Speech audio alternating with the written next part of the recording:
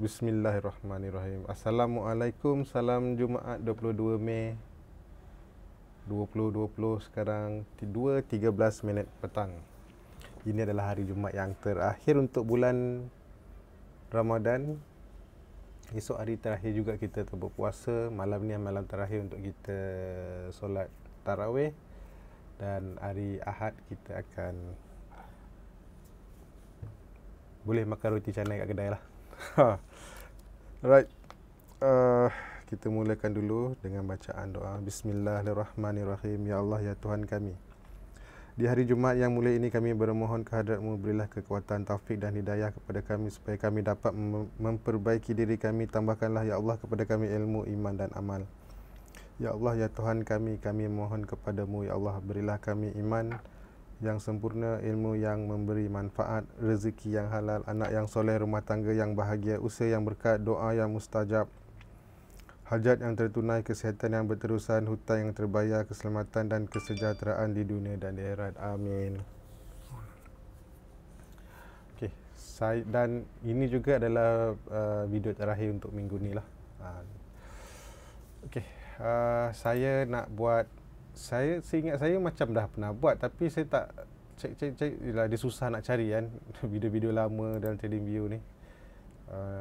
Dia tak ada fungsi search by tajuk, agak payah lah. Kecuali macam saya ada setiap kali save video ni ada pergi ke YouTube dengan Twitter, situ je lah yang boleh agak-agak mencari lah. So hari ni saya nak buat macam mana nak cari inside candle. Inside candle maksudnya kita ada satu candle dan kita ada satu lagi candle kecil di dalam dia. Ada orang panggil inside bar ni, inside bar ni, yang ni sebagai inside bar. Ada yang panggil harami.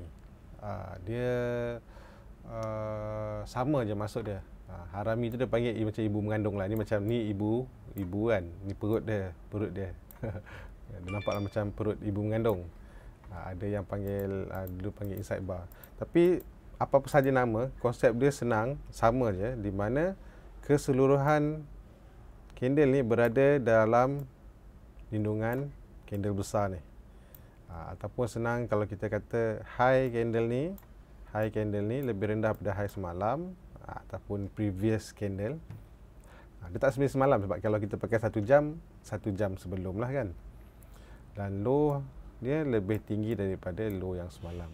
Jadi kita nak buat sedikit ni fine script untuk tandakan benda ni.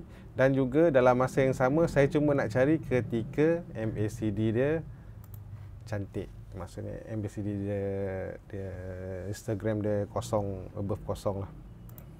Untuk yang itu, sebab benda tu muncul banyak, jadi kita tak naklah mengganggu mata kita kan. Kita cuma nak tengok benda-benda penting sajalah.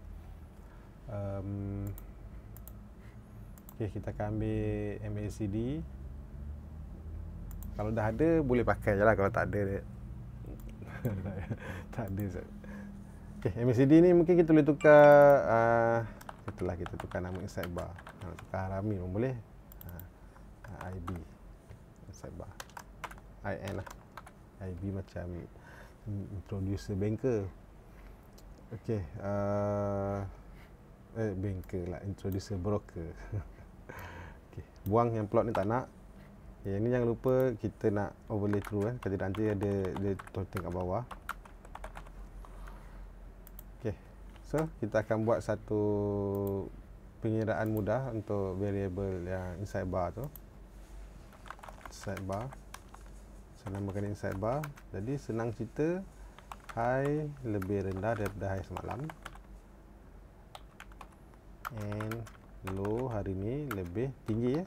Mesti lebih tinggi, lebih besar lah daripada low semalam. Tu simple. Walaupun saya ada juga buat dalam trailing guide, tapi saya punya ni lebih panjang sikit lah. Saya ada buat tambah-tambah sikit kan, bagi tambah-tambah garam sikit. Untuk contoh, maksud ini paling mudah. High lebih rendah daripada high semalam, low lebih tinggi semalam. Tapi untuk kegunaan sendiri adalah dia punya tambah-tambah adalah. Okey. Jadi saya nak buat dua. Saya nak buat bar color. Ini pun saya malas nak tulis, saya cuma copy paste je. Bar color, masuk kat sini color. Kalau dia inside bar, kita buat color orange, dan kalau tak, jangan buat apa-apa. Okay. Dalam kadang-kadang, sebab kalau kita pakai bar color, kadang-kadang benda tu muncul doji. Jadi menjadikan satu masalah di mana kita dah buat tanda tapi kita tak dapat nak colorkan body dia sebab dia jadi doji. Jadi sebab tu saya kita tambah satu lagi. Kita boleh tambah label kat atas dia. So saya ambil inside bar, ambil label down, color orange, saya namakan dia IN, text color white. Dah. Cukup. Oh, tak cukup, sorry. Ya, tak apa. Buat ni dulu. Tambah tengok betul ke tak. So kita akan nampak in orange, lain-lain tak ada, in. Kita akan nampak in lah. Banyak beberapa in lah kalau dia menjadi. Jadi disebabkan kita nak pakai MACD tadi, so inside bar saya akan tambah satu lagi, and saya nak di mana MACD ni lebih positif lah. Histogram ni lebih kosong. Jadi kalau saya tambah ini, kalau kita tengok ada perbezaan tak? Kalau ikutkan ada sikit perbezaan lah. Okay, apa yang boleh kita buat dengan benda Allah ni? Okay, kalau ikut trending, kalau katalah kalau kita ada satu chart yang sedang trending sedap naik, okay, kemunculan inside bar ni layanan dia biasalah. Kita akan buat di mana high dan juga low ni sebagai kita punya trigger lah. Kalau harga tu jatuh ke bawah, kemungkinan dia nak turun lagi. Kalau dia lepas ke atas, kemungkinan dia nak naik lagi. Dia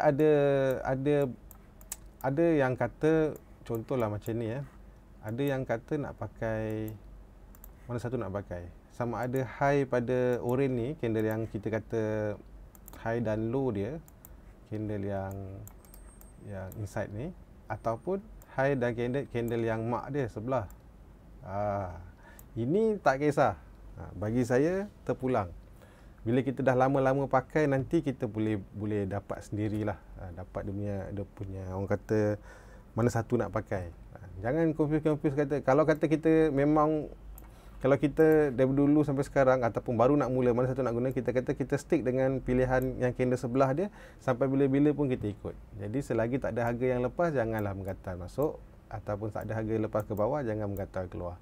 Tapi kalau kata kita dari mula lagi kita belajar, kita kata kita nak ambil yang betul-betul inside ni punya high dan low, jadi kita pakai itu je. Pakai itu je.